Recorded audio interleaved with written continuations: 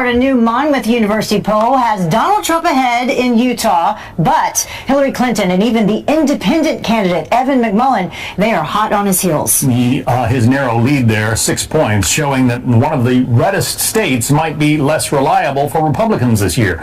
We're covering all the news happening now. U.S.-Russian tensions at a fever pitch. The White House threatens retaliation against the Kremlin, accusing Moscow of interfering in the presidential election. Are we seeing a new Cold War?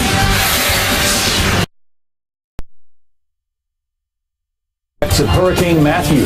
I'm 45 and I've never seen it flood like this in this area. North Carolina still reeling from heavy flooding, and it could get worse.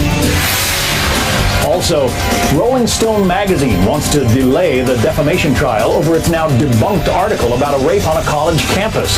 Why the magazine is crying foul. It's all happening now.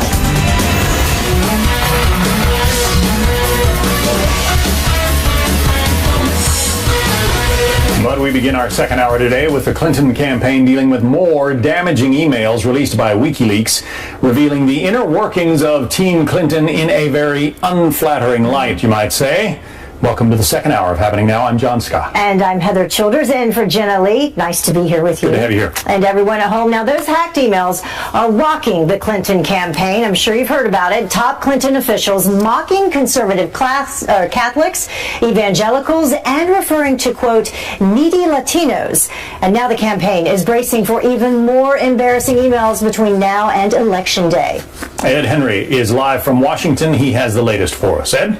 John, good to see you. You're absolutely right. It wasn't just Hillary Clinton herself calling half of Donald Trump's supporters a basket of deplorables. You have all kinds of emails now spilling out, a new batch, in fact, today. And some of them, as you noted, going after Catholics, for example. John Podesta is at the center of this. His emails leaking out, trading emails back and forth with a liberal activist about maybe sparking a revolution within the Catholic Church. That was before the campaign ever started, this presidential campaign. But another set of emails in which they attacked the executive chairman of 21st Century Fox, Rupert Murdoch, for raising his kids as Catholics. John Halpin, a liberal activist, writing in one email, quote, "It's an amazing bastardization of the faith. They must be attracted to the systematic thought and severely backwards gender relations, must be totally unaware of Christian democracy." Well, someone on that email chain was Jennifer Palmieri, who's the communications director now of the Clinton campaign. She wrote back, quote, "I imagine they think it is the most socially acceptable, politically conservative religion. Their rich friends wouldn't understand if they became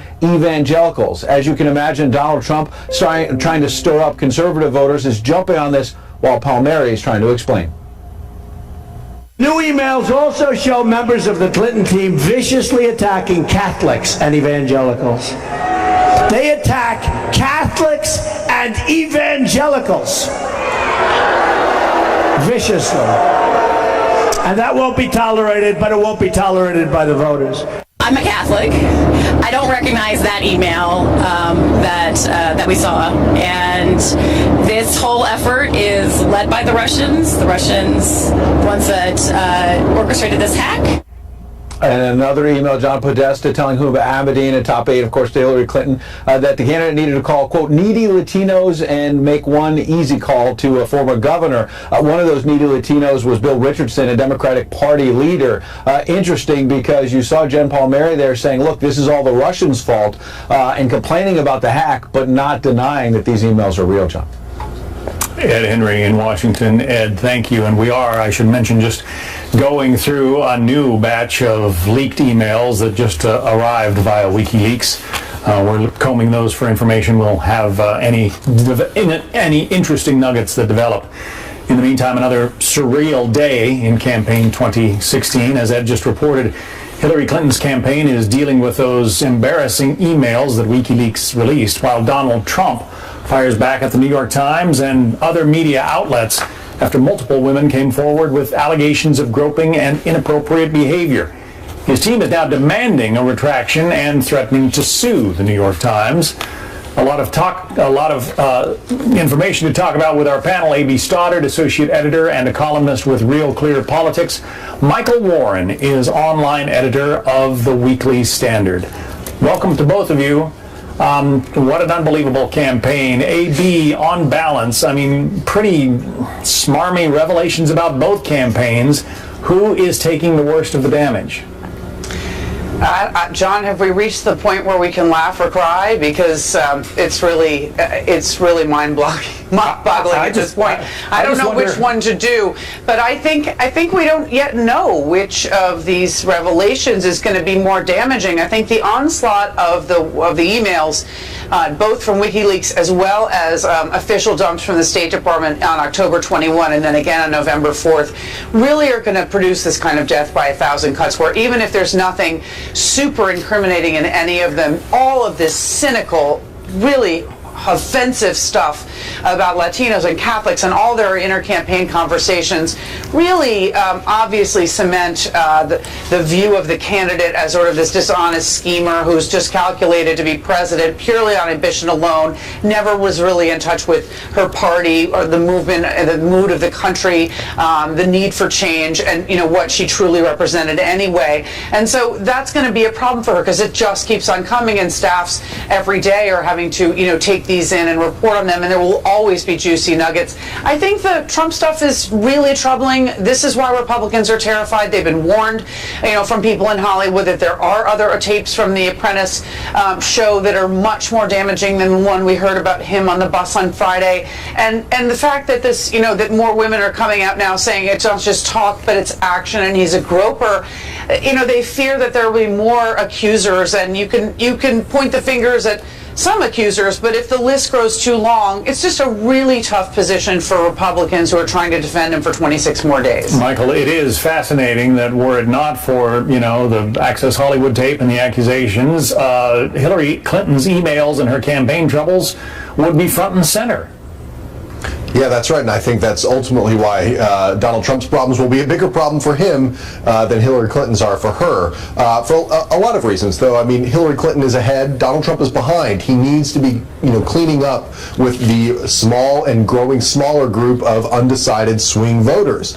I don't see how any of these revelations about the accusations from these women, the tape, which clearly shows him describing things very similar to what these women who are accusing him of doing are.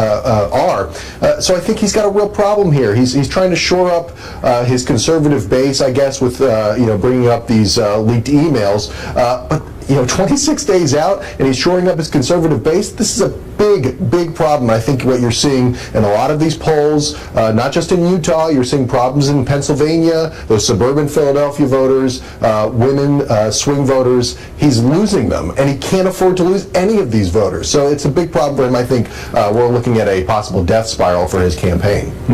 Michael Warren, A.B. Stoddard, thank you very much. Thanks. Donald Trump is also losing, according to the latest polls, in the state of Florida. That's where he is right now, in West Palm Beach, trying to rally voters. We perhaps may get him firing back at the New York Times and other media outlets over these latest disclosures. And you can pretty much bet you will hear more from him about what WikiLeaks says about his opponent and the inner workings of her campaign. Donald Trump about to begin his speech there in West Palm Beach. Stepping away from the microphones, so I might as well keep talking for just a moment. I kept wondering whether... Thank you, folks. It's here we great go. to be right here in Florida, which we love. In 26 days, we are going to win this great state, and we are going to win the White House. Our movement is about replacing a failed and corrupt, and when I say corrupt, I'm talking about totally corrupt, political establishment with a new government controlled by you, the American people. There is nothing the political establishment will not do, no lie that they won't tell, to hold their prestige and power at your expense. And that's what's been happening.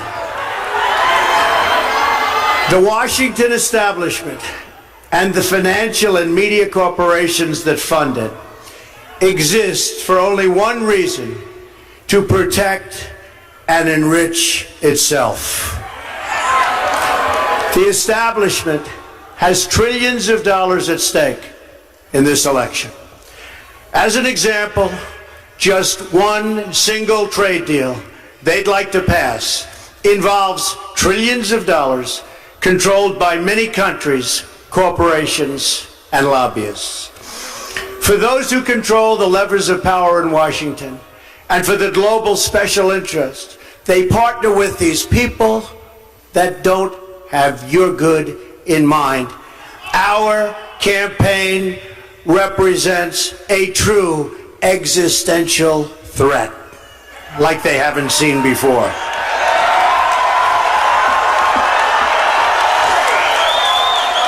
This is not simply another four-year election. This is a crossroads in the history of our civilization that will determine whether or not we, the people, reclaim control over our government. The political establishment that is trying to stop us is the same group responsible for our disastrous trade deals, massive illegal immigration, and economic and foreign policies that have bled our country dry. The political establishment has brought about the destruction of our factories and our jobs as they flee to Mexico, China, and other countries all around the world. Our just announced job numbers are anemic. Our gross domestic product, or GDP, is barely above 1% and going down. Workers in the United States are making less than they were almost 20 years ago, and yet they are working harder. But so am I working harder. That I can tell you.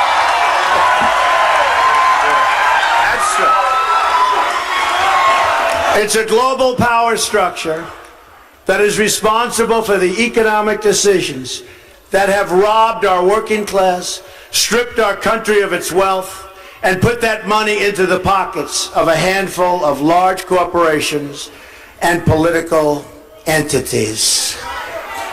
Just look at what this corrupt establishment has done to our cities like Detroit, Flint, Michigan, and rural towns in Pennsylvania, Ohio, North Carolina, and all across our country. Take a look at what's going on. They've stripped away these towns bare and raided the wealth for themselves and taken our jobs away out of our country, never to return unless I'm elected president.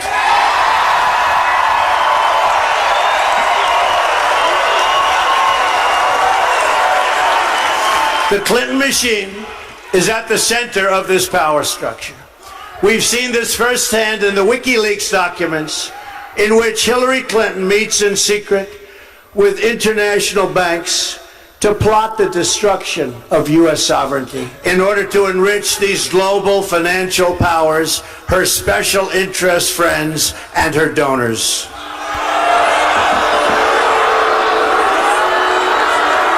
So true.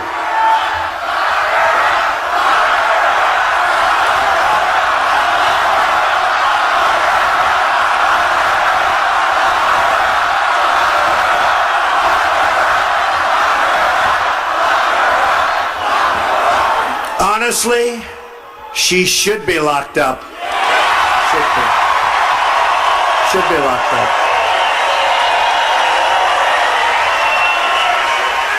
And likewise, the emails show that the Clinton machine is so closely and irrevocably tied to the media organizations that she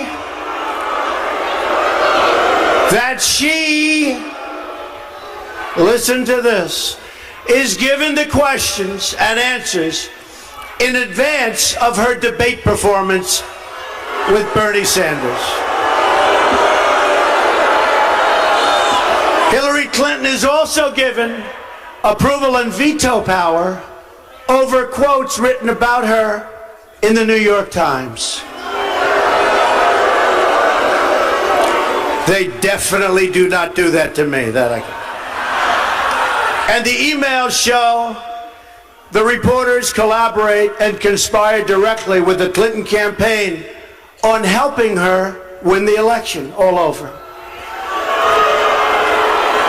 With their control over our government at stake, with trillions of dollars on the line, the Clinton machine is determined to achieve the destruction of our campaign. Not going to happen.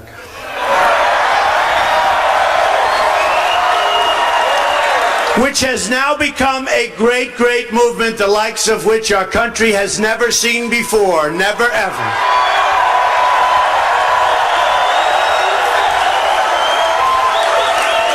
We've never seen a movement like this in our country before. Yesterday in Florida, massive crowds, people lined up outside of big arenas, not able to get in. Never happened before. It's one of the great phenomena, one of the great political phenomena. The most powerful weapon deployed by the Clintons is the corporate media, the press. Let's be clear on one thing. The corporate media in our country is no longer involved in journalism. They're a political special interest, no different than any lobbyist or other financial entity with a total political agenda, and the agenda is not for you, it's for themselves.